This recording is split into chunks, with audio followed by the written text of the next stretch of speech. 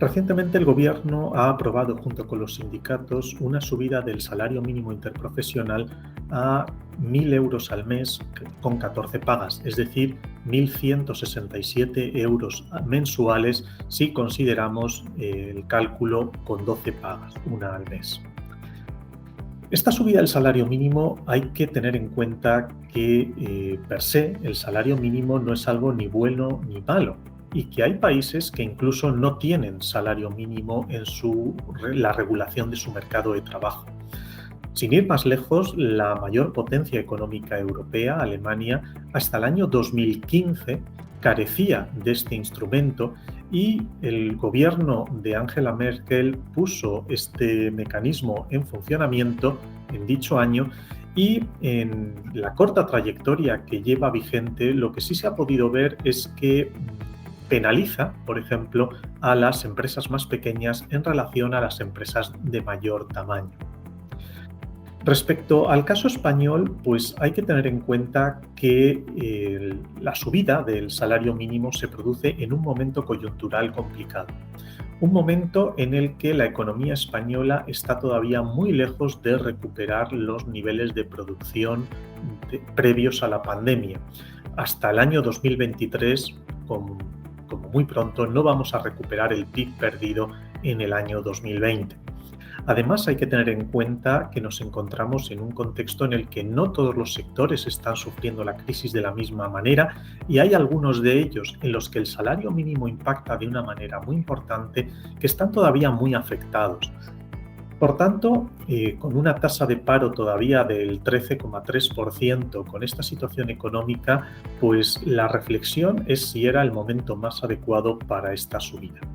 Pero la realidad es que ahora mismo pues casi 2 millones de personas cobran el salario mínimo interprofesional y otros tantos tienen su salario referenciado por convenio al SMI, aunque están por encima, pero su salario está fijado como una proporción, un porcentaje del salario mínimo. De tal manera que cuando el gobierno aprueba una subida del SMI, pues se producen unas subidas de sueldo en todas las escalas de muchas empresas que ha decidido el gobierno, ni siquiera la empresa o los trabajadores han podido valorar la oportunidad o la dimensión de esa subida salarial. En cualquier caso, el salario mínimo no es una herramienta que sea buena o mala de manera absoluta, sino que es una herramienta que genera ganadores y perdedores. Cuando sube el salario mínimo interprofesional, nos encontramos con que hay una serie de trabajadores que se ve penalizado por esa situación.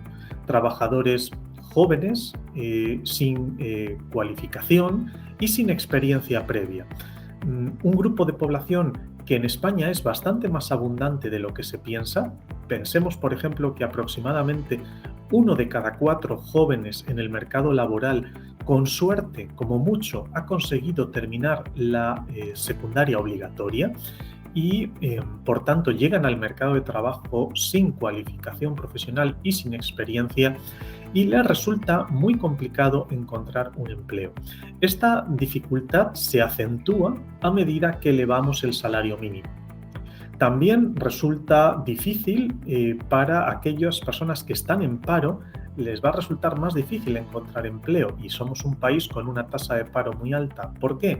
Porque el volumen de empleo que se va a crear se va a ver reducido.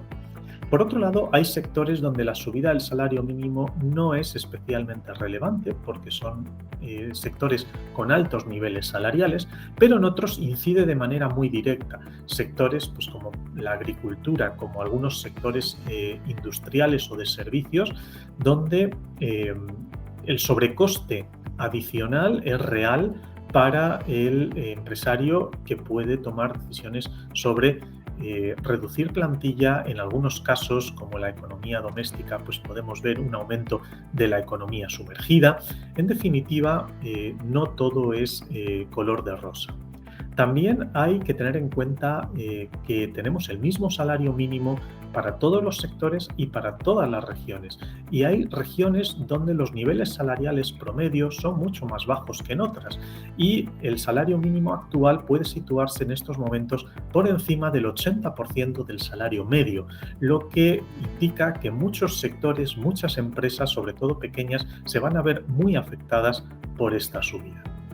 En definitiva, nos encontramos ante una medida que tiene algún ganador, aquellas personas que van a conservar su empleo y que van a haber incrementado su nivel salarial, que tiene perdedores, pero que llega en un momento coyuntural difícil de justificar por las complicaciones económicas que atraviesa la economía española.